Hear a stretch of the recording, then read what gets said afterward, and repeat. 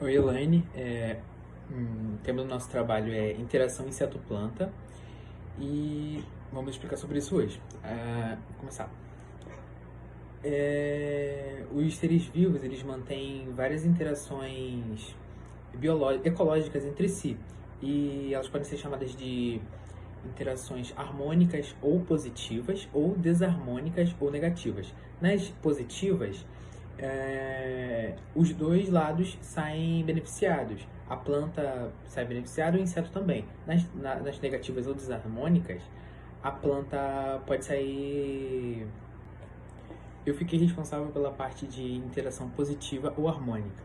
A primeira que eu vou citar aqui é a polinização, que é um processo onde o grão de pólen é levado até a região do gameta feminino da planta. E esse tipo de polinização é um meio de polinização por agente biótico, ou seja, vivo.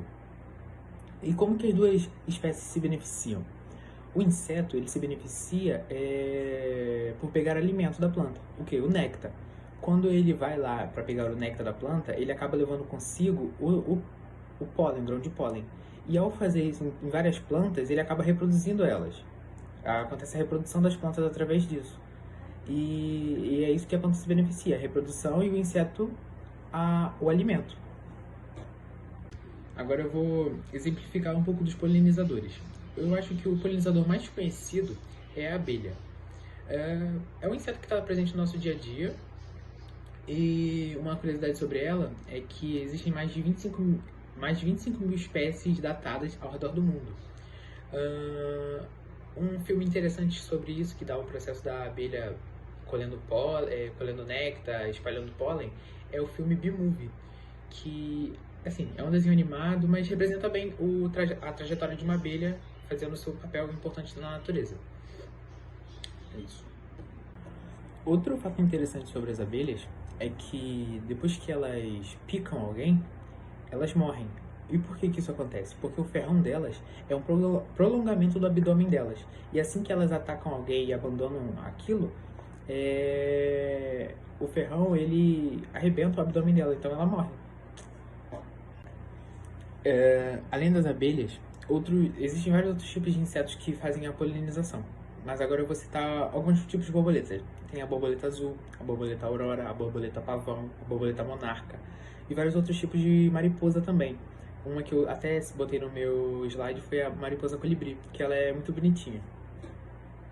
Em estudos recentes, cientistas brasileiros descobriram que o maior polinizador do araticum liso do cerrado, que é uma fruta comestível, a gente não conhece tanto, eu não conhecia.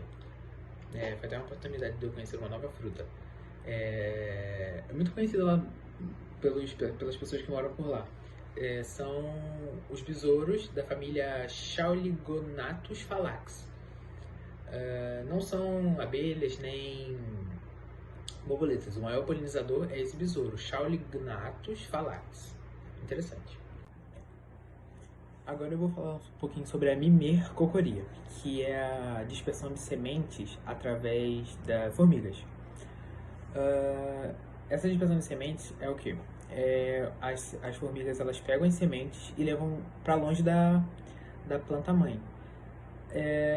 Assim, muitas das sementes, elas pegam as sementes como alimento para alimentar o fungo que fica dentro do formigueiro. Mas muitas delas não conseguem fazer até o trajetório final. Então, muitas árvores são plantadas através dessa dispersão de sementes.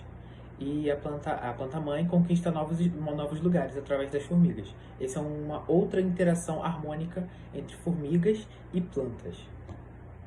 Agora, exemplificando dois tipos de formigas que são característicos por fazer essa dispersão de sementes, são a Monomorium sp e a Pheidole sp. É claro que não são só essas, mas essas são as mais características. Agora, para finalizar minha parte de interação positiva ou harmônica, eu vou falar do mutualismo entre formigas e mimercófitas. O que são mimercófitas? Mimercófitas são plantas que vivem em extrema associação com alguma colônia de formiga. E como que cada um se beneficia?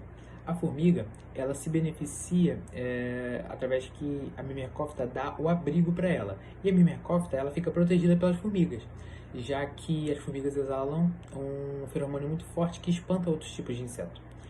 E obrigado, e essa foi a minha parte. Eu vou falar sobre as interações desarmônicas, que são interações entre os seres vivos que, quando ocorre essa interação, um indivíduo é prejudicado e o outro é beneficiado. Por isso elas são chamadas de desarmônicas ou negativas, porque um sai prejudicado. Um exemplo de interação desarmônica é a herbivoria. A herbivoria é uma interação desarmônica ecológica intraespecífica. Por que intraespecífica? Porque ocorre entre dois indivíduos de espécies diferentes.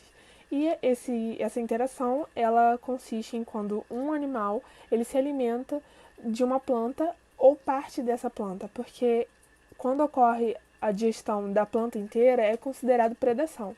Os animais herbívoros ocupam o segundo lugar da cadeia alimentar, o segundo nível, porque eles se alimentam dos produtores, que são as plantas. Por isso são considerados consumidores primários. E a maioria desses herbívoros são insetos, e a gente pode citar como exemplo os gafanhotos, as formigas, lagartas. Na herbivoria, tanto os animais quanto as plantas possuem adaptações. Os animais eles possuem adaptações para conseguirem obter seu alimento de uma forma mais fácil, de uma forma mais simples. E as plantas possuem adaptações para justamente se defender e evitar a predação. Dentre essas adaptações, a gente pode citar nos insetos peças bucais perfuradoras que ajudam insetos a se alimentarem de sucos vegetais, como por exemplo a cigarra. Nas borboletas a gente consegue observar uma peça que ajuda a sugar o néctar, ajuda na sucção do néctar. E nas abelhas a gente pode observar peças que ajudam tanto na mastigação quanto em sugar o néctar.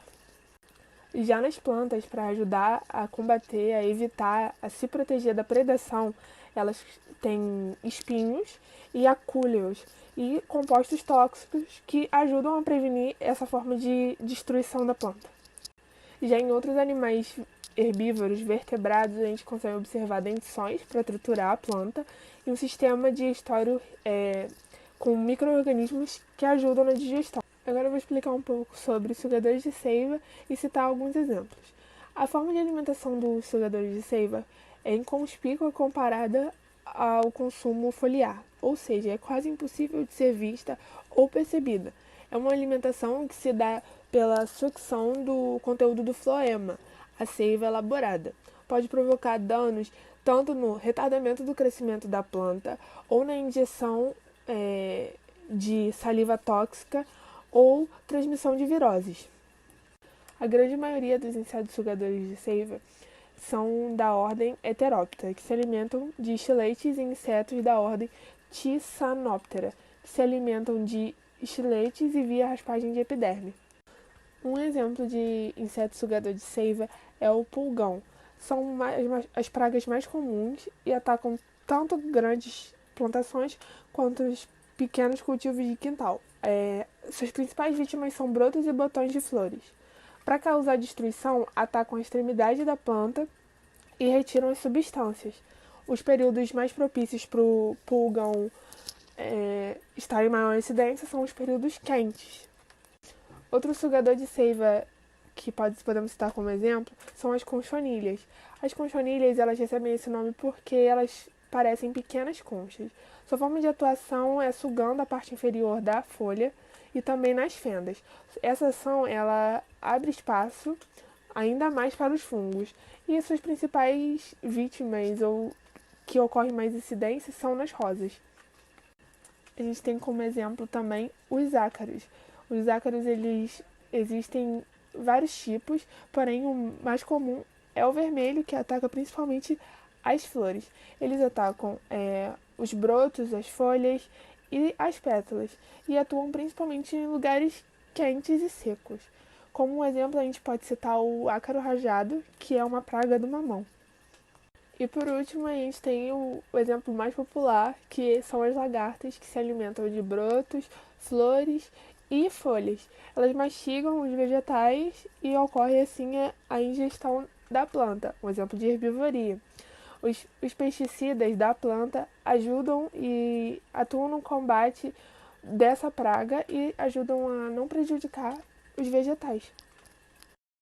Vou falar sobre os mineradores. Os mineradores, eles são insetos que eles se escondem, né, dentro da epiderme da planta e se alimentam dela. Existem dois tipos de mineradores. Eles podem ser mineradores de folha, que eles ficam entre as duas epidermes da folha, e podem ser mineradores de caules, que ficam nas camadas superficiais do caule, tá ligado? E existem 4 ordens de alometábulos. São mineradores de Ptera, Leptoptera, Coleoptera e Hymenoptera. Os bloqueadores são insetos que eles ficam nas camadas mais profundas da planta. Eles ficam e se alimentam dela. E de lá eles podem se alimentar de qualquer parte da planta, estejando ela viva ou morta. E as partes mais atacadas são os troncos, que são utilizados pela Coleoptera, Tepidoptera e Hymenoptera. Os frutos já são usados pela Diptera, Leptoptera e Coleoptera. Mas eles ainda podem se alimentar também das sementes, que os que mais usam elas são a Coleoptera e a Leptoptera.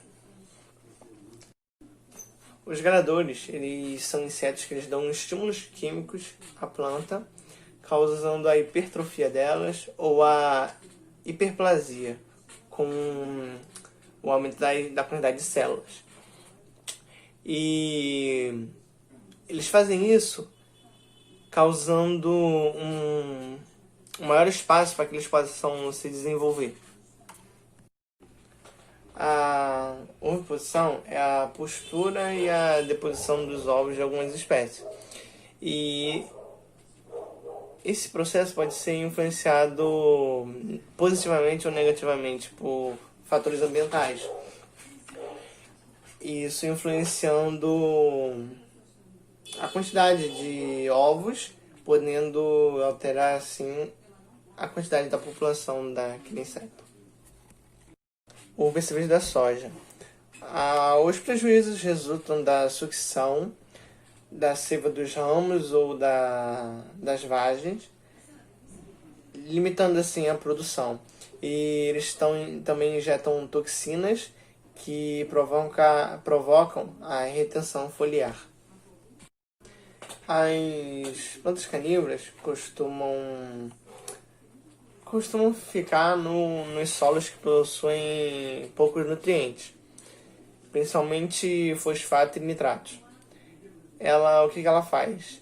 Ela complementa a dieta dela com os nutrientes de pequenos animais.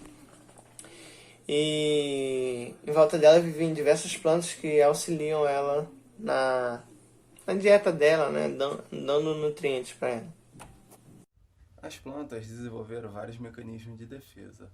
Um dos tipos é a defesa constitutiva, que é caracterizada pela presença de estrutura nas plantas, como pelos, tricomas e espinhos, as quais dificultam o acesso e a manipulação dos tecidos vegetais pelos herbívoros. Também temos as defesas induzidas diretas e indiretas. As defesas induzidas diretas somente são ativadas após o ataque do inseto na planta. Esta passa a produzir fitolexina, que são compostos repelentes de herbívoros, e inibidores de protease, que são substâncias químicas que inibem a ação das enzimas que degradam as proteínas ingeridas pelo inseto, afetando diretamente a sobrevivência, a reprodução e o desenvolvimento dos mesmos. Defesas induzidas indiretas, a planta produz compostos voláteis que servem de pistas químicas para atrair inimigos naturais dos insetos. Estes compostos são conhecidos como aleloquímicos, pois mediam a interação entre espécies diferentes.